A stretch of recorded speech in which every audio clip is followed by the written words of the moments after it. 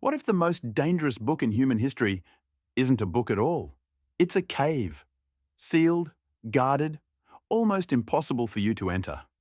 Inside, on freezing stone walls, are paintings older than every pyramid, every written word, every kingdom you've ever heard of. And one of those paintings, just one, has quietly exploded a century of assumptions about what prehistoric humans knew. This isn't a conspiracy thriller, it's real archaeology. Real dates, real data. So why does it feel like somebody really doesn't want you studying this place too closely? To understand the billion-dollar cave nobody wants you to touch, we start in southwestern France, 1940. Four teenagers and a dog stumble into a hole near the village of Montignac.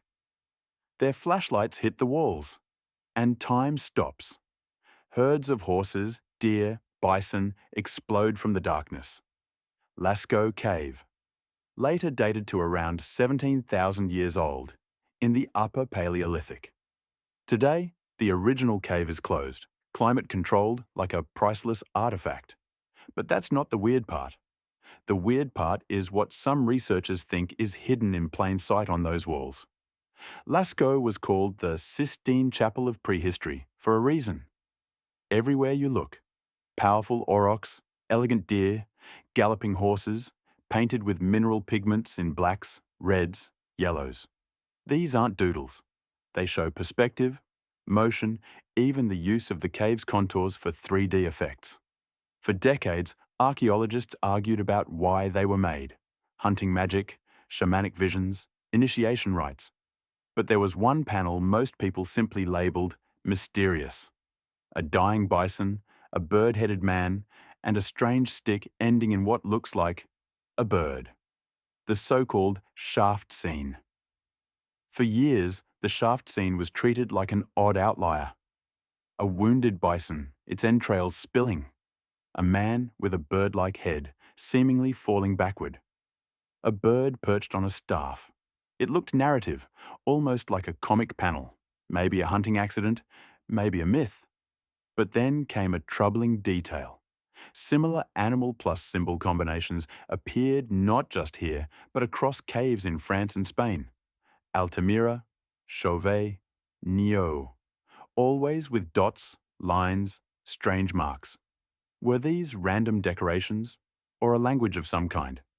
That question refused to go away. Enter a new generation of researchers with a different toolkit: big data sets and pattern analysis.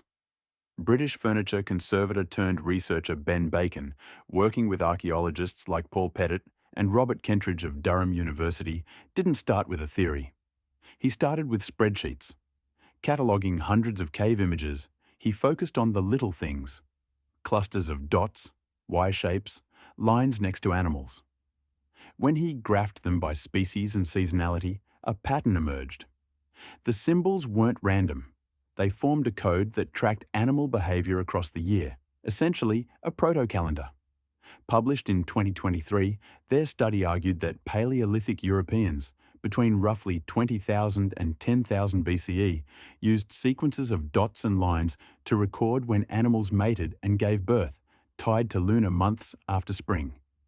Not writing as we know it, but a structured, shared system of notation, about 14,000 years older than Sumerian cuneiform. Suddenly, the dots and marks around Lascaux's animals looked less like decorations and more like data. But that wasn't the only problem. Another controversial idea was already circling the shaft scene, and together, they were explosive. Back in 2015, a team led by Martin B. Sweatman and Alastair Coombs suggested something far bolder. They argued that some Paleolithic animal groupings match constellations, specific star patterns recognized in later Near Eastern and Greek traditions. In this view, the Lascaux shaft scene isn't a hunting accident. It's a sky story, a record of a catastrophic encounter with the Taurid meteor stream around 15,000 BCE. To most archaeologists, this sounded outrageous. Constellations, comets, from Ice Age hunter-gatherers. But then, something unexpected happened.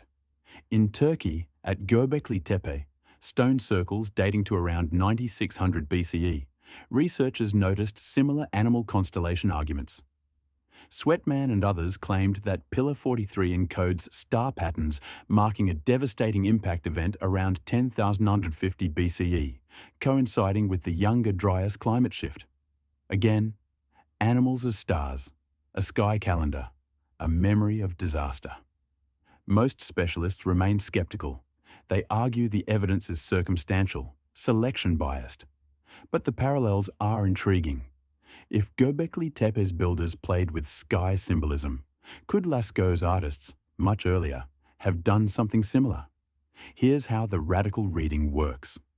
In this interpretation, the wounded bison, birdman, and birdstaff correspond to specific constellations, rotated back using precession, the slow wobble of Earth's axis, to match the sky around 15,000 BCE. The scene would then depict a catastrophic encounter with fragments from the Taurid meteor stream, remembered as a mythic event. It's important to be clear. This is still highly controversial and far from consensus. But combine that with Ben Bacon's calendar code, and Lascaux stops looking like mere art and starts looking like a prehistoric observatory. Here's what almost nobody disputes anymore. Ice Age humans had timekeeping on their minds. Notched bones like the 30,000-year-old Blanchard bone from France show sequences many think are lunar tallies. The famous Ishango bone from Central Africa, around 20,000 years old, may record arithmetic or calendrical patterns. Add the recent cave symbol research and a picture emerges. Long before agriculture, people were tracking cycles, moons, seasons, migrations. If you live by hunting reindeer or bison, missing the right week can mean starvation. The sky isn't romantic. It's life or death. And Lascaux isn't alone in warping our timeline of complexity. At Çatalhöyük in Anatolia, around 7,400–6,000 BCE, people built a dense proto-city with no streets, rooftop entry, and rich wall paintings. One famous mural may show a volcanic eruption over a settlement, possibly Hassan Dağ. If true, that's one of the earliest landscape depictions ever made. Göbekli Tepe, Çatalhöyük, Lascaux. Different eras, different regions, same pattern. Symbolism, memory, abstraction. The more we dig, the more advanced the so-called primitive mind becomes. And that makes some people uneasy. So why call Lascaux a billion-dollar cave nobody wants you to study? Because the original has been effectively locked down. In the mid-20th century, thousands of visitors a day brought in moisture, carbon dioxide, microbes. By 1963, green algae and calcite blooms were threatening the paintings. Authorities closed the cave. Since then, only a handful of scientists per year, under strict conditions, are allowed inside. Tourism goes to replicas like Lascaux 2 and Lascaux 4. To protect the art, access is limited. But limited access also means limited independent scrutiny of controversial ideas. Let's be fair. Most archaeologists aren't hiding anything. They're cautious because evidence at this time depth is fragile, ambiguous, easy to overinterpret. Claim too much, and you end up seeing constellations in every scratch. But here's the tension. If the calendar interpretation is right, our ancestors were encoding complex information long before writing. If even part of the constellation impact theory holds, they were tracking deep time and cosmic danger. That pushes cognitive modernity, our kind of thinking, far back into the Ice Age. And it challenges comfortable narratives about progress. Think about what this really means. The distance between a hunter in Lascaux mixing ochre by lamplight and a scientist in a planetarium mapping exoplanets might be smaller than we thought. Same brain, same hunger for patterns, same fear of winter, hunger, and falling fire from the sky. What changed wasn't suddenly becoming smart around 3000 BCE. It was storage, from memory to art to writing to hard drives. Those painted walls are humanity's first external hard disk, recording animals, seasons, maybe stars, and we almost wrote them off as pretty pictures. So next time you see a cave painting in a textbook, don't see a child's drawing. see a data visualization, a calendar, maybe even a warning note from 17,000 years ago. Lascaux forces us to ask, how many other caves, ruins, and rock faces hold messages we still can't read? And how different are we, really, from the people who carved them? If you enjoyed this deep dive into the unknown, subscribe for more uninteresting history.